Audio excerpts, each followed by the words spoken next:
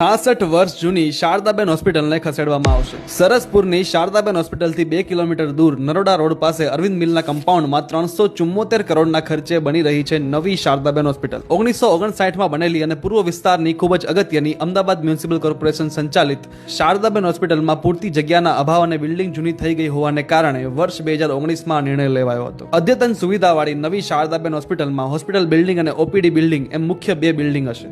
6 માળની હોસ્પિટલ બિલ્ડિંગમાં ground floor પર કેફેટેરિયા, દવાઓના સ્ટોર તેમજ જનરલ વોર્ડ હશે. પહેલા માળ પર general surgery ward, emergency operation theatre અને આ સિવાય અન્ય માળ પર ટીબી, ઓર્થોપેડિક, આઈસીયુ, ગાયનેકોલોજીસ્ટ જેવા વિભાગો, વિવિધ લેબોરેટરી, એડમિનિસ્ટ્રેટિવ એરિયા અને કોન્ફરન્સ હોલ બનશે. 5 માળની ઓપીડી બિલ્ડિંગમાં X-ray, ENT, Ayurveda, plastic surgery સહિતના વિભાગો બનશે.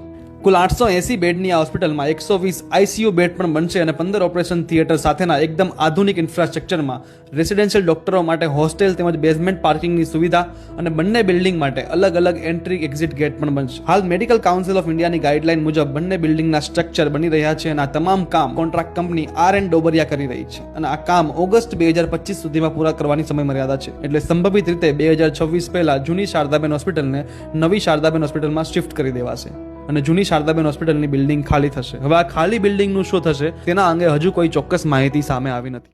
Ground report, Ahmedabad media, powered by say solar, making solar energy easy for you.